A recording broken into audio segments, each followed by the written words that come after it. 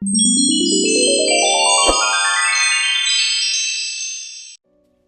mga ka-number 7! It's me again. It is all about friendship. Alam niyo na, kapag meron kang totoong friend, dapat ikip mo yon, 'di ba? Kasi hindi lahat ng kaibigan totoo sa'yo. Kaya kapag nakakita ka na ng ganong klaseng kaibigan, huwag mo na siyang pakawalan. Ibig sabihin, maging totoo ka din sa kanya. Kasi madaling makipagkaibigan, maraming pwedeng kaibiganin.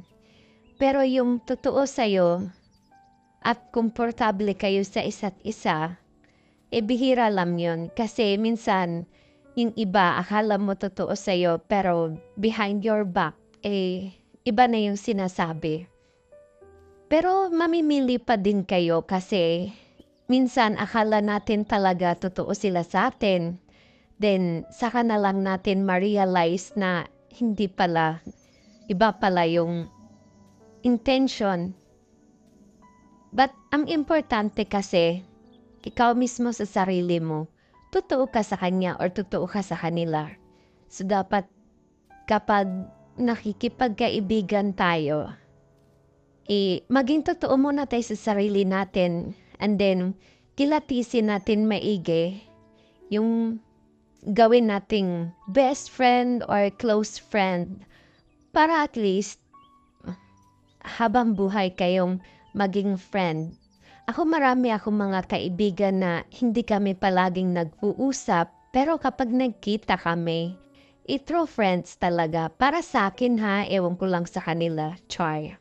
Di ako talaga, kahit sino basta komportable ako sa isang tao, sa isang kaibigan ko, mag-chat mo kami or hindi, magkita mo kami or hindi, hindi pa din ako nagbabago sa kanila kasi totoo ako Totoo ako kanino man, pwera na lang dun sa hindi ko ka-vibes or hindi ako sanay sa kanila or naiilam ako sa kanila or hindi kami close. Kasi alam mo na, minsan kahit wala kang ginagawa sa isang tao, kapag hindi ka talaga gusto, wala kang magagawa. So dun ka sa kaibigan na gusto ka din.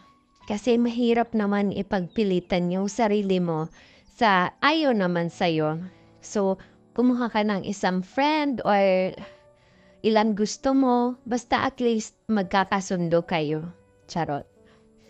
Ganun lang yan. Dapat sa pagkakaibigan maging masaya, hindi yung puro na lang tayo problema pag nagkikita.